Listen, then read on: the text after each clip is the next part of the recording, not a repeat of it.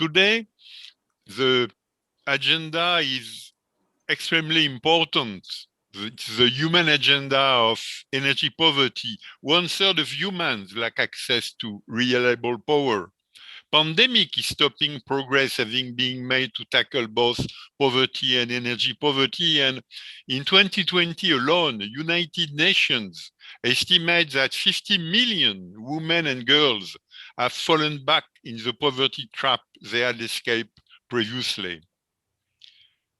The details of the meeting of today will be given to you by Swetha Bhagwat. Swetha is the head of our FSR Global, FSR acting outside Europe.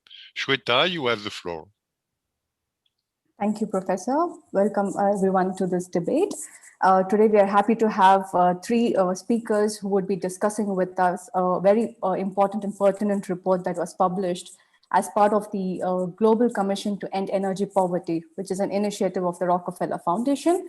So we have Professor Arriaga, who is very familiar to the crowd that you all are. He is one of the founding members of the Florence School of Regulation and also the professor at MIT and Comillas University in Spain.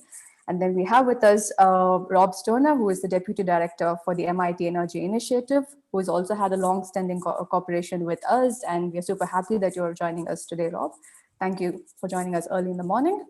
Then we have Mr. Joseph, who is the Executive Director for the Smart Power Africa, and which is an initiative within the Rockefeller Foundation focused on renewable energy in Africa.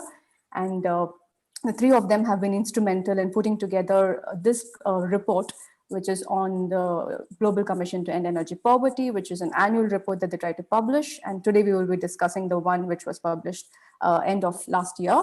And now I would like to hand over the floor to Mr. Rob Stoner, who would kickstart with giving us a background on why this report came into the making and some of the highlights. Over to you, Rob.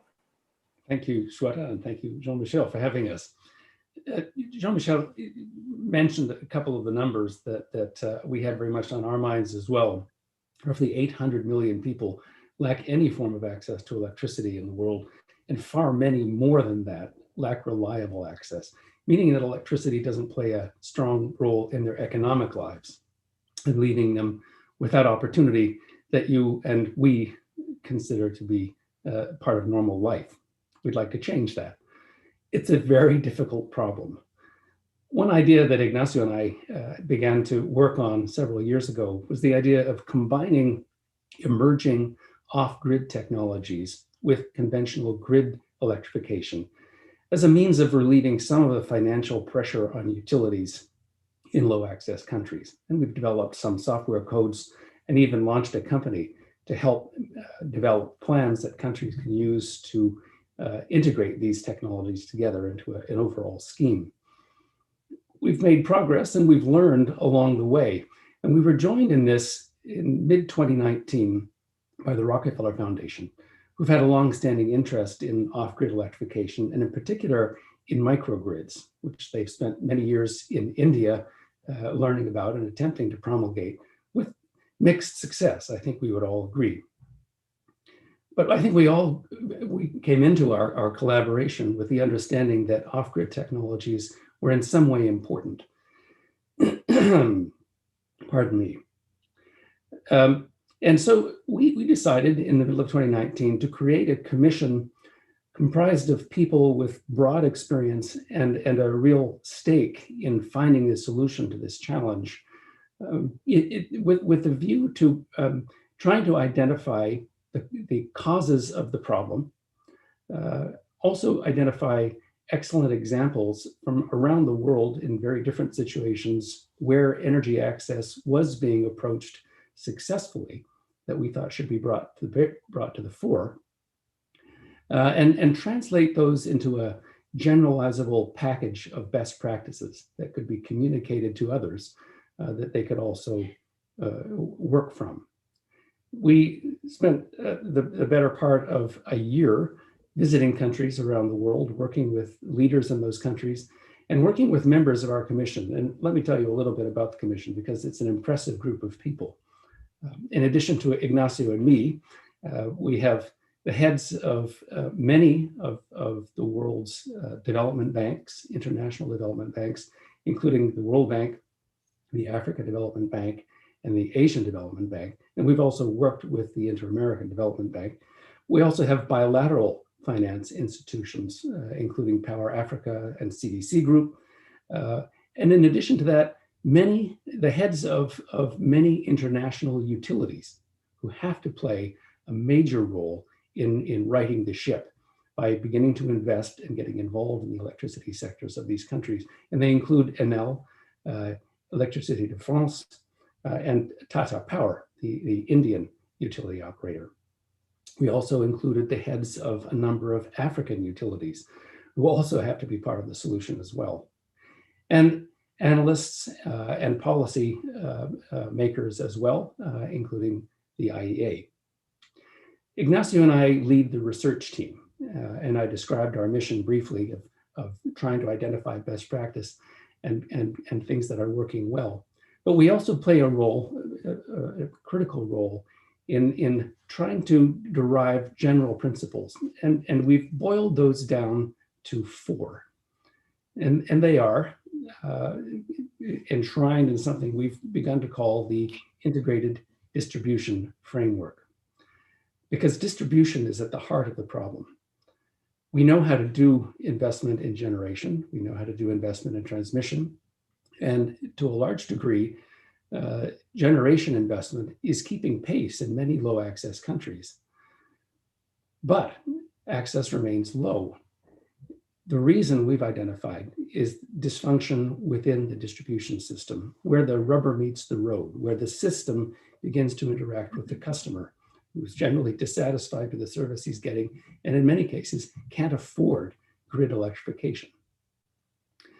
So the 4 principles of the integrated distribution framework are, first, clearly, that there must be universal access to electricity at a level commensurate with the economic standing of the people in the system. Second, that systems should use an efficient combination of off-grid and on-grid electrification. Off-grid meaning solar home systems and microgrids predominantly, but not solely. Third, that whatever entity is responsible for providing power is financially viable. That sounds obvious, and yet one of the greatest problems we face is that these entities are not financially viable and therefore unable to maintain their systems and provide excellent service. And fourth, and critically, there must be a strong connection between the electrification programs that governments embrace and their programs to develop economically. That is, the electricity that they're providing through their programs must, in every way possible, support further economic development. That means economic uses of electricity as well as conventional domestic or residential uses. So those principles are one thing, implementing them is another. We're now going into a second year in which we'll continue to work with a number of countries we began working with in the first year, including Colombia, Nigeria, Rwanda, Uganda, and India, to move toward implementing IDF sorts of programs. We'll be trying to understand what financing requirements they may have and trying to organize financing with them in such a way that the private sector is drawn into the ongoing plans within the countries we're concerned with, because private sector money is needed to be able to bring the investment to the necessary scale.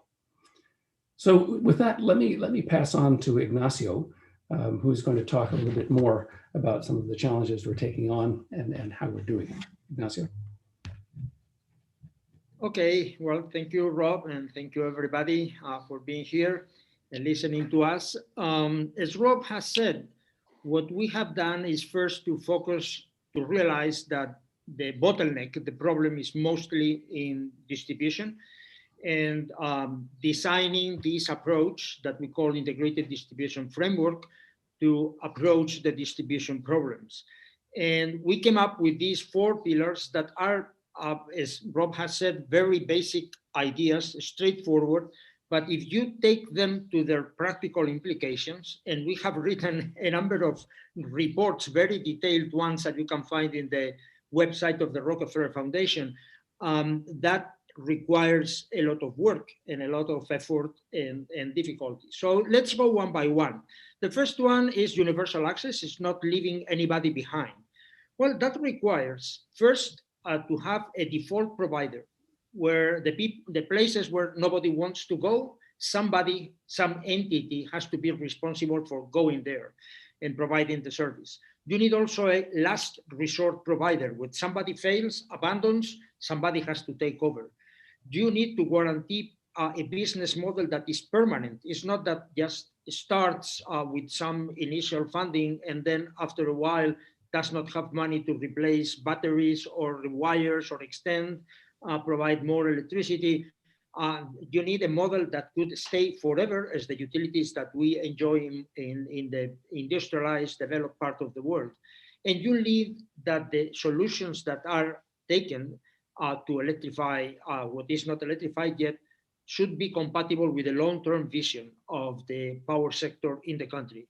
And again, you don't want a balkanized power sector with multiple agents that are not coordinated and use different technologies even or tariffs. You need something that will lead to a coherent, consistent power sector in the country. The second principle, the mix of on and off grid solutions is most efficient way. Easy to say, but it's something that evolves in time. So what at the beginning, the best solution could be to have solar kits in some part of the country. Later, when the demand grows, it will be needed to have there a mini grid or maybe to extend the grid to that point. And all these dynamics, all this transition, the interfaces between the modes, cross-subsidization between them, what happens when the grid arrives to a business that has been initiated by a private investor in a mini grid or some solar kits in some area. These are difficult problems that have to be thought beforehand. Then we need to be financially viable. Easy to say, but most of the, for instance, in sub-Saharan Africa, most of the distribution companies are broke. So the idea there is to create a business model that could be viable because we need billions and billions, thousands of millions of euros or dollars, a great amount of money to electrify and to maintain, operate all these facilities.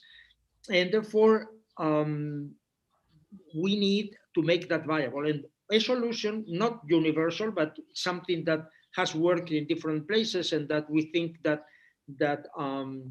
is the heart of the approach that we are proposing as a business model is a concession. So does not have to be a privatization, but it is giving some entity the responsibility for 20, 25 years to manage, to invest, to operate, to build, to collect the bill, and to make sure that the system is interacting properly with the customers for a significant amount of time. That could be done with public-private partnerships if the existing distribution company is a private one. And that brings typically to bring external participation. Then focusing on the investment, Rob has said that we need a different type of customer engagement. We need to provide solutions that are the ones that people need, and these are different under different situations. And we have to encourage demand growth, economic growth, human development, productive and community uses, not just to have a few lights that only show the poverty in a household. And then Rob said that we have applied that in different contexts, what we call first action countries. And something that we have found, and I cannot enter into detail in the time that we have, is that there are no Goldilocks countries. Do you remember the story of that girl, Goldilocks, that goes to the bear's house and has to find what is right for her to sit, and the plate and the bed and everything right?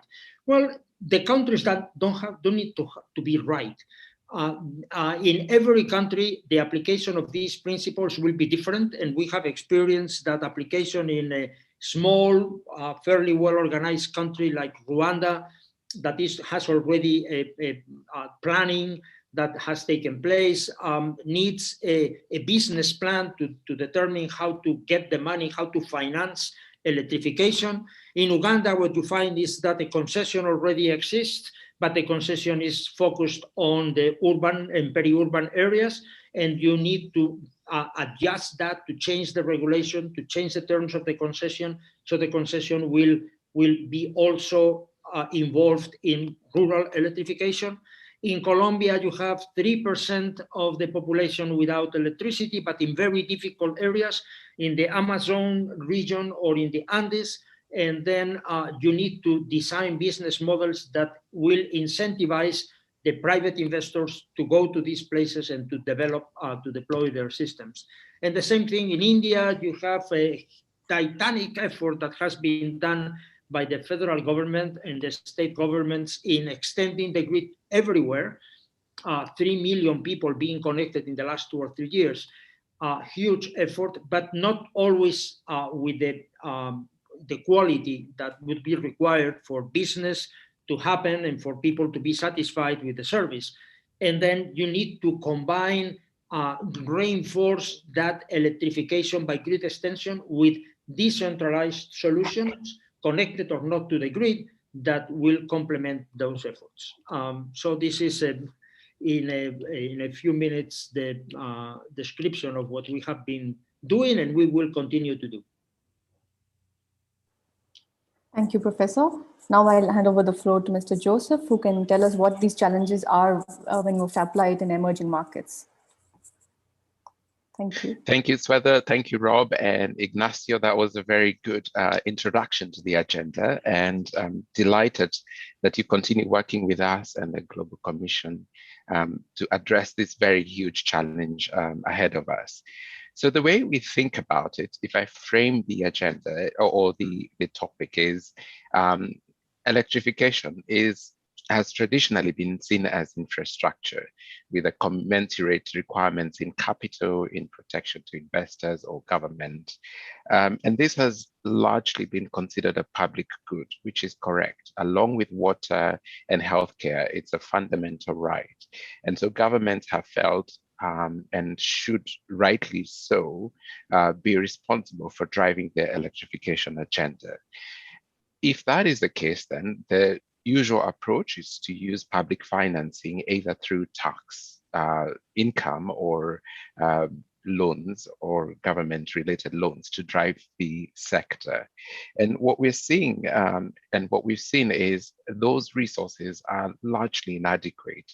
The need for resources to drive electrification at a national level vis-a-vis what the government has in terms of financial resources and the competing priorities, including healthcare and education, means that this sector cannot get adequate public financing to meet the needs of the country. And a further complication is, as you electrify the urban centers, which are the most profitable, you need to extend to rural areas and to low-income consumers. And those significantly lower consumption demographics result in a strain on public utilities. And that strain then results in this unviable, bankrupt sector, which means that they cannot then raise private debt to drive further electrification. So beyond the profitable urban centers, as we begin to think about the people who really need this support the most, the model breaks. We are not able to reach them through traditional approaches. And so we have to think about this differently. We have to look at it from a different perspective. And we have to say, okay, it's a public good, yes. It requires public financing, yes. But public resources are not adequate. We also need to bring in private sector. The challenge with that is private sector is in it for a profit in addition to delivering a service. And as we saw with the telecom sector,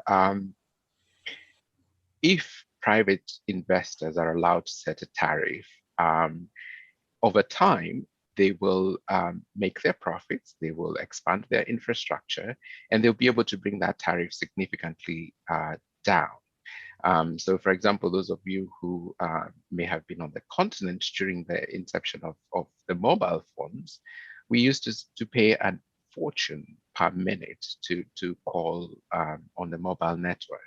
Today, I can comfortably call the US for under 5 cents from Nairobi, and that is a significant drop in cost. That cannot be replicated in the power sector because, as a principle, we should not and must not give the highest tariff to rural areas.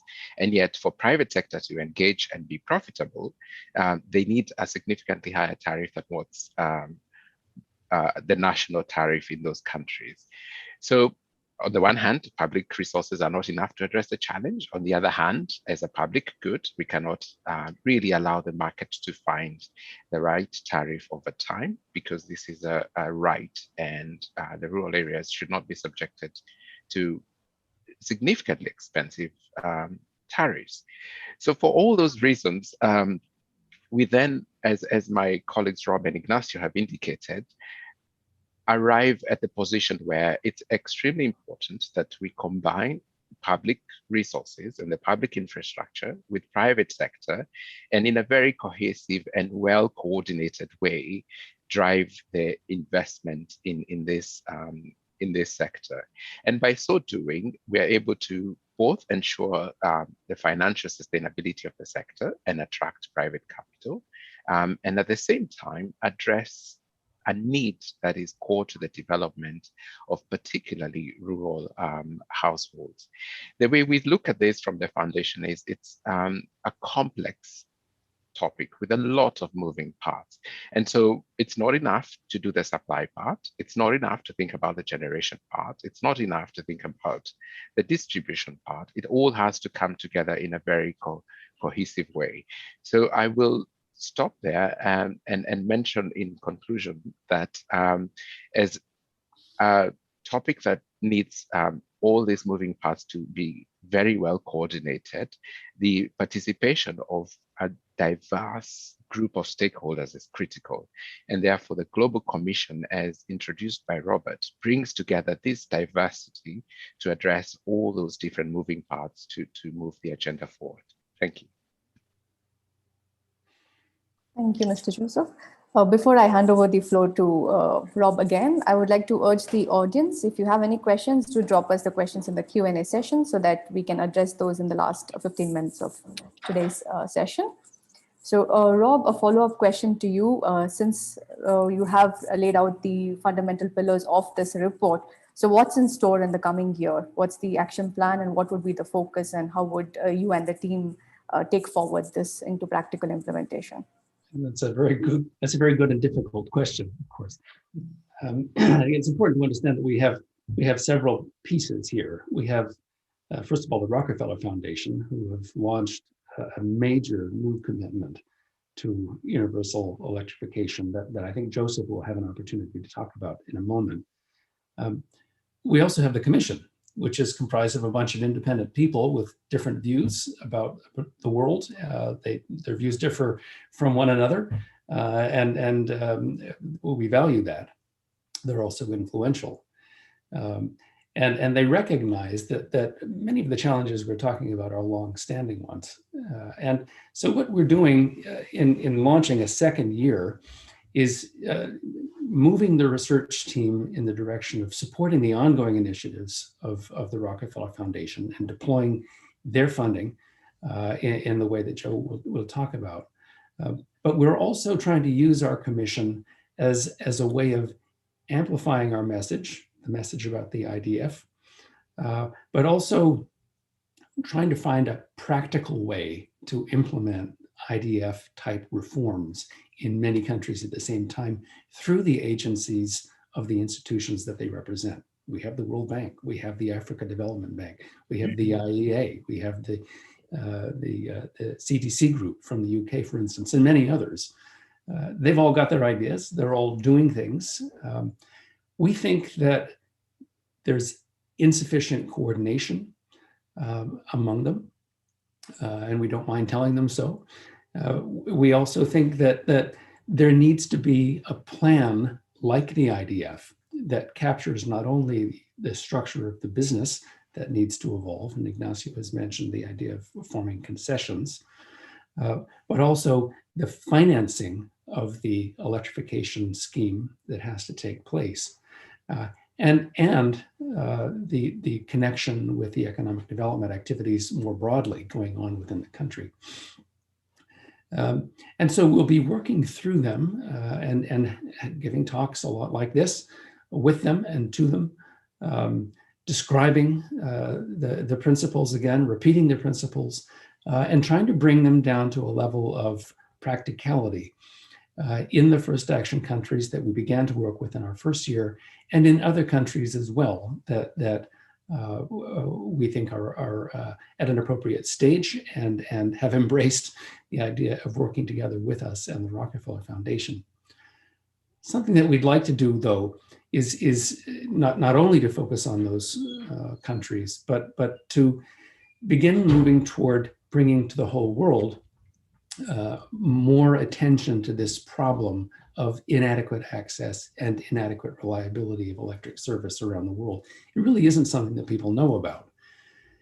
One of the ideas that one of our co-chairs has brought forward, that's Ernie Moniz, the former Secretary of Energy in the Obama administration and a close colleague of ours at MIT, is the idea of having an index, something like the Human Development Index, the HDI, which has 3 axes, by the way, sort of a healthy access, a state of health, a state of education, and a state of wealth that it uses to characterize the state of development in a given country. Something like that would characterize the state of electrification. Now, a lot of work has been done on this topic over many, many years, some of it very, very good work. And indices have been proposed that tell you quite a lot about the condition of electrification in a country.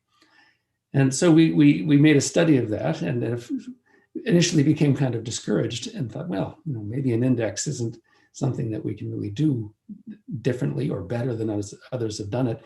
And maybe there isn't much practical value.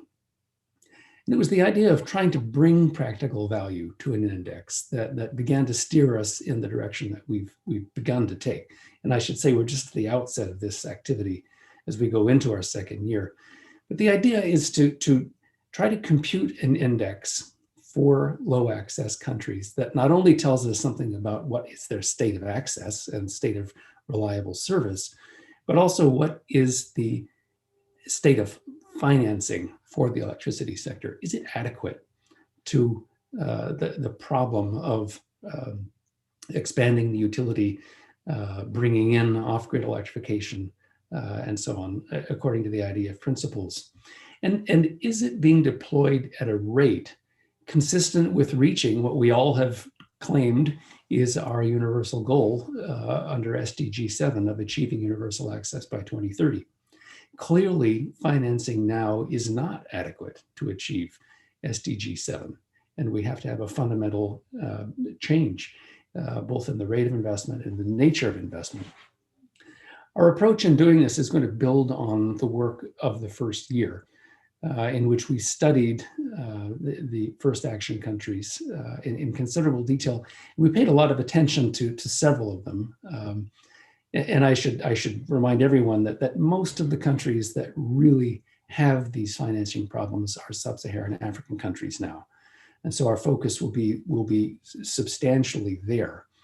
But what we have done is describe the electrification plan using grid extension and off-grid technologies. We've costed it, and we've laid out in a very detailed way what the financial requirements would be to realize that plan by 2030. And so we have a number, and we can compare that number with what actually is available, and that will form the sort of intellectual basis of our index. We're going to do this for many countries. It will require a lot of work. It will require developing plans like this. And in order to facilitate that, we'll be developing a template that they can enter key parameters into, sorts of things like the number of people that don't have service, where they are, what the financing gap is, et cetera. And we will make that, make the index as well as the template and methodology available widely so that countries can undertake this exercise themselves. We'll do it with them in as many countries as we can afford to initially in order to get starting numbers. And we'll be announcing exactly how this is going to go at the Glasgow COP this fall. So you'll be hearing from us as we circulate among the relevant institutions, talking about the problem, talking about how to get the index computed, what's the right way to do it, what really is actionable and informative to both countries as well as the potential financing institutions.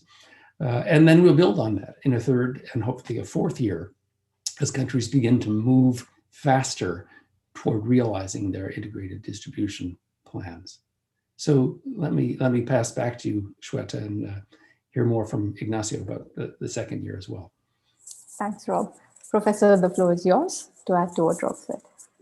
Well, thank you. Well, I hope that the optimism of Rob that we will be able to bring something to Glasgow, to the COP26, will be justified, and we will be able to come up with something, because it is tough. As before, I'm going to go one level more detailed than what Rob has said. And regarding this access index, something that we have to do is first to realize that most of the numbers that are presented in many of the reports talk about the inadequacy of investment. And it is true, the level of investment, the number of billions that are needed to complete electrification by 2030 and meet the first item of the Sustainable Development Goal 7, that amount of money that is now being invested is inadequate, is several times less than what is needed. But the problem, as we said before, is more at the distribution level. And it is at the level that Joseph was commenting before, that the businesses of rural electrification and peri-urban electrification, don't forget the urbanization trend that is huge in many of these countries,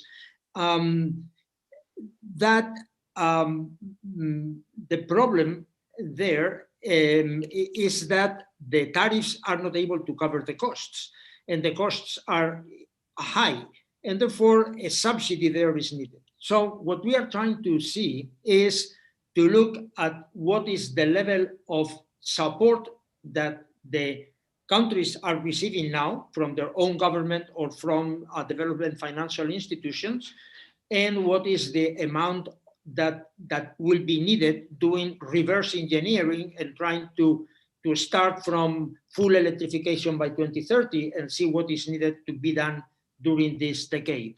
And to realize that one thing is the amount of investment that will be needed, that will have to be accumulated in the first years to get electrification for everybody, and how to repay that amount of money that has to be borrowed to do the investments, and how that money is very slowly recovered through tariffs, because the cost of a pole or a wire or a transformer, and in accounting regulation, what the regulators do is to spread that over the lifetime of the asset.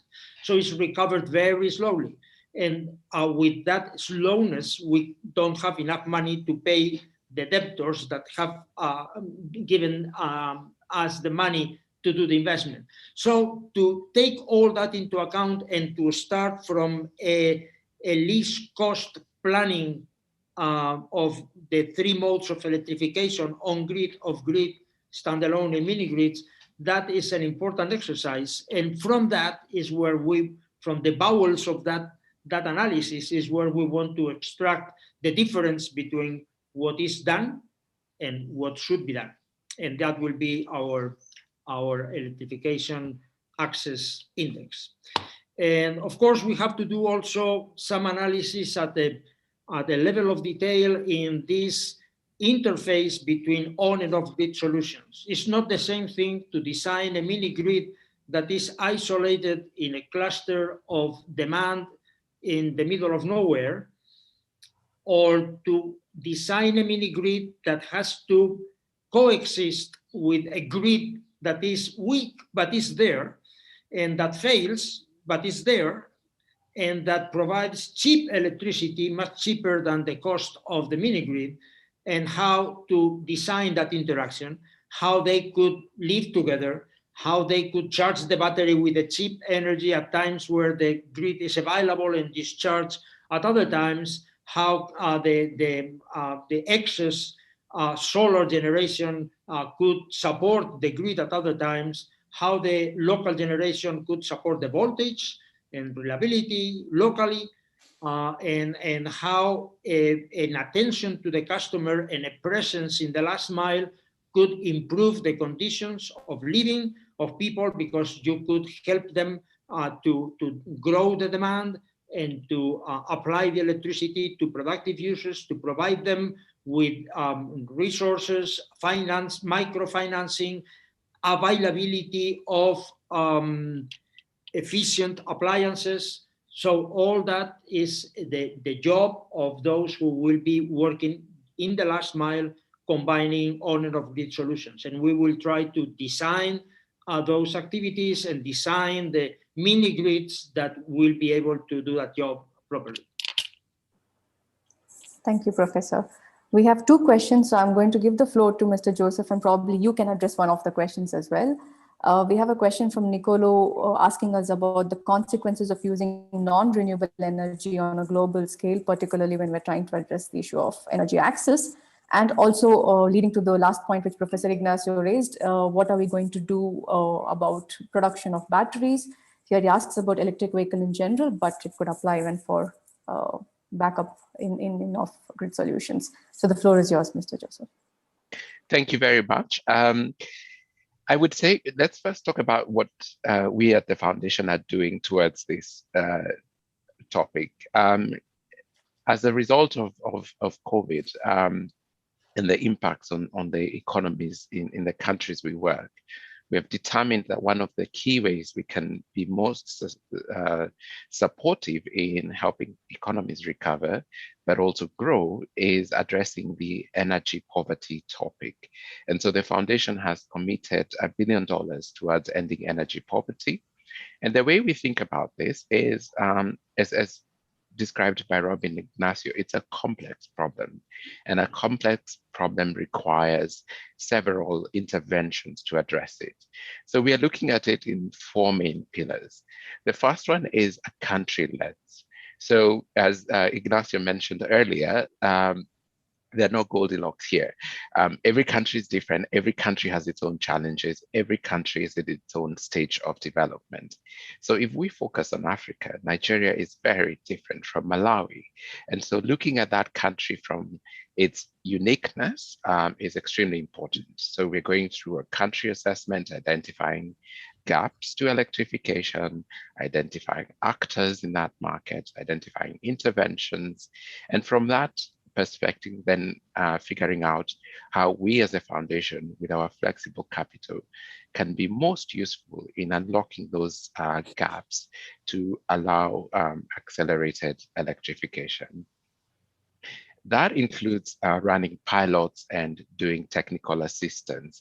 And a good example where we are also collaborating with Rob and Ignacio is in Uganda, where we are running Utilities 2.0, where we look at how a utility such as Umeme, who's relatively comfortable in urban centers, has to extend reach to rural areas, and by so doing may run the risk of jeopardizing its financials because of the economics of serving low consumption consumers in the beginning.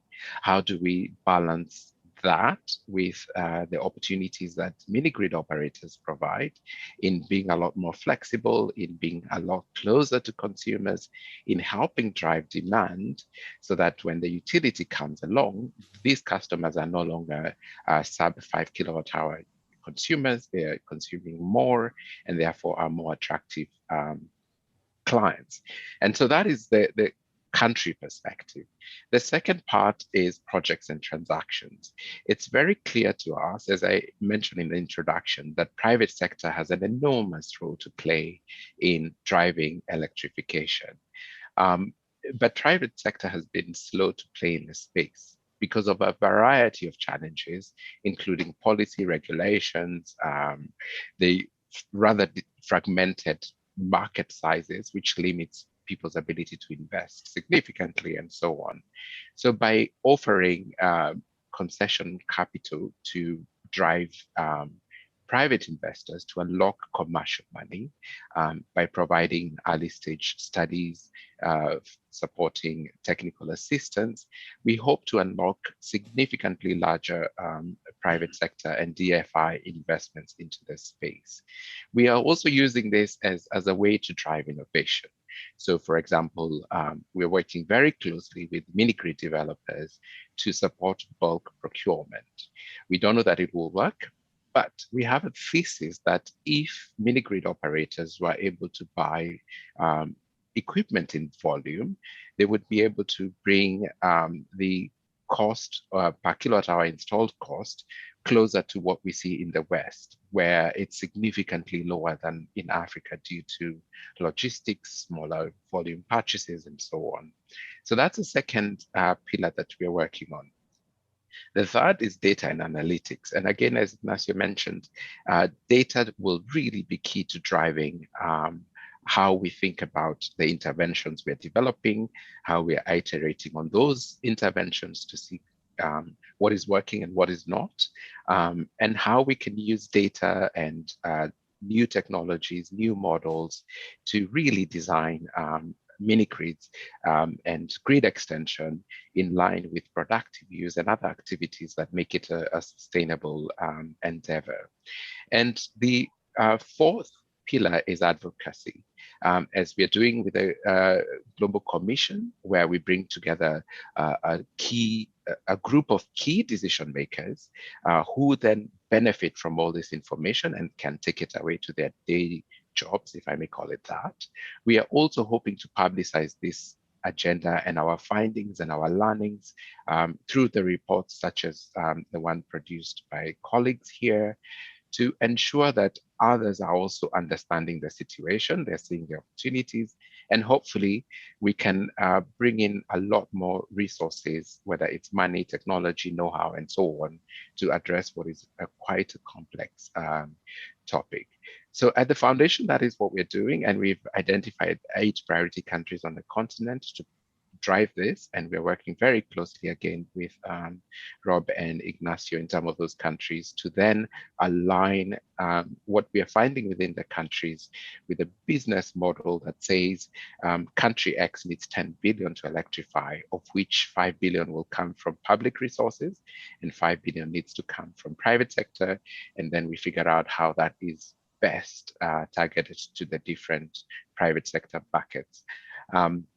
So that's ours. Now, if I look at the questions, as Swetha, you suggested I do, the first one on the risk of energy access through, how was the question framed?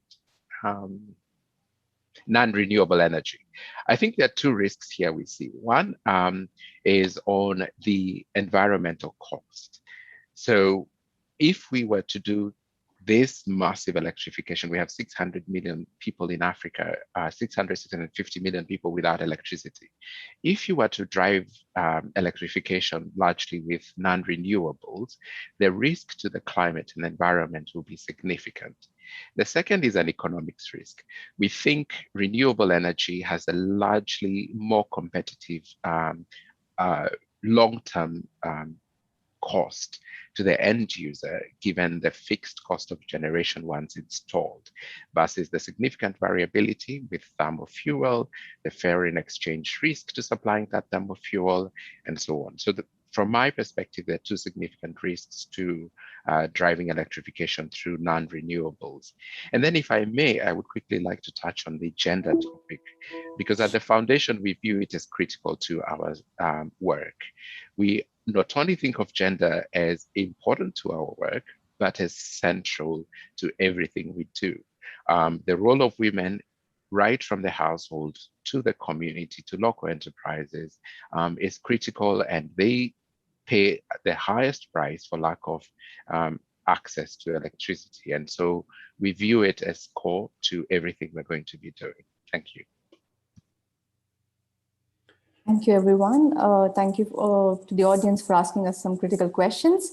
I see we are right on time at the end of the debate. Unfortunately, 45 minutes is too short to even touch upon some of the basics of the report. But following up on what Rob promised, we can probably do some a follow-up talk once we have the second version of the report after the COP26. And probably, Chiara, if you will give us some more time, then we'll have a longer debate on that, because that would bring out some of the practicalities and some more nitty-gritties that could benefit the audience and other institutions who are working on similar efforts.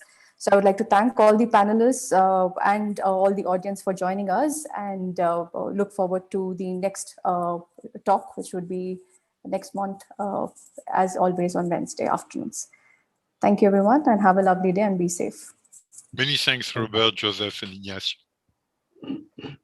Thank you.